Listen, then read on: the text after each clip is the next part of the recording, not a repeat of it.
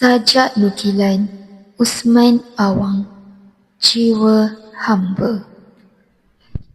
Termenung seketika, sunyi sejenak, kosong di jiwa, tiada penghuni. Hidup terasa diperbudak-budak, hanya suara melambung tinggi. Berpusing roda, beralihlah masa, pelbagai neka hidup di bumi. Selagi hidup berjiwa hamba, pasti tetap terjajah abadi.